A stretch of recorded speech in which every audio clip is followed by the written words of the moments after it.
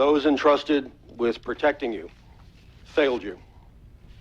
And I failed you. Good evening. I'm Will McAvoy. This is Newsnight. And that was a clip of Richard Clarke, former counterterrorism chief to President George W. Bush, testifying before Congress on March 24th, 2004. Americans liked that moment. I liked that moment. Adults should hold themselves accountable for failure. And so tonight, I'm beginning this newscast by joining Mr. Clarke and apologizing to the American people for our failure. The failure of this program during the time I've been in charge of it to successfully inform and educate the American electorate. Let me be clear that I don't apologize on behalf of all broadcast journalists, nor do all broadcast journalists owe an apology. I speak for myself. I was an accomplice to a slow and repeated and unacknowledged and unamended train wreck of failures that have brought us to now. I'm a leader in an industry that miscalled election results, hyped up terror scares, ginned up controversy, and failed to report on tectonic shifts in our country, from the collapse of the financial system to the truths about how strong we are to the dangers we actually face. I'm a leader in an industry that misdirected your attention with the dexterity of Harry Houdini, while sending hundreds of thousands of our bravest young men and women off to war without due diligence. The reason we failed isn't a mystery. We took a dive for the ratings. In the infancy of mass communication, the Columbus and Magellan of broadcast journalism, William Paley and David Sarnoff, went down to Washington to cut a deal with Congress.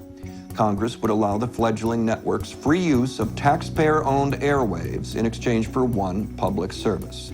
That public service would be 1 hour of airtime set aside every night for informational broadcasting, or what we now call the evening news. Congress, unable to anticipate the enormous capacity television would have to deliver consumers to advertisers, failed to include in its deal the one requirement that would have changed our national discourse immeasurably for the better. Congress forgot to add that under no circumstances could there be paid advertising during informational broadcasting. They forgot to say the taxpayers will give you the airwaves for free, and for 23 hours a day you should make a profit, but for 1 hour a night you work for us.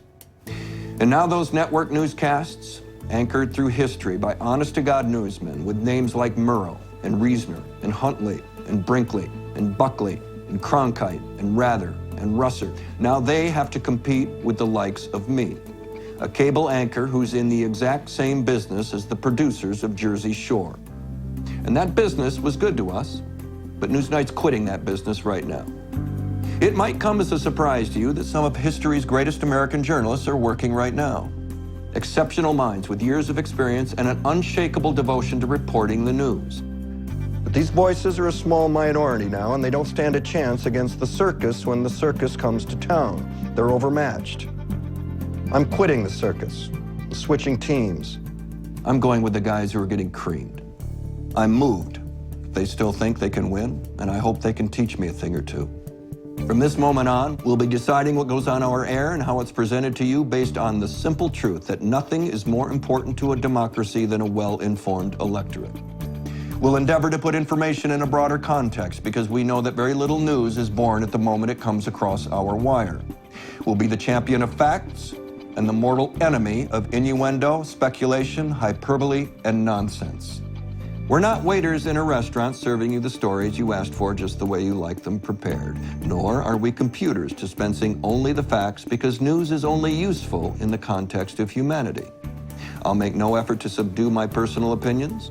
I will make every effort to expose you to informed opinions that are different from my own. You may ask, who are we to make these decisions? We are Mackenzie McHale and myself. Ms. McHale is our executive producer. She marshals the resources of over 100 reporters, producers, analysts, and technicians, and her credentials are readily available. I'm Newsnight's managing editor and make the final decision on everything seen and heard on this program. Who are we to make these decisions? We're the media elite. We'll be back after this with the news.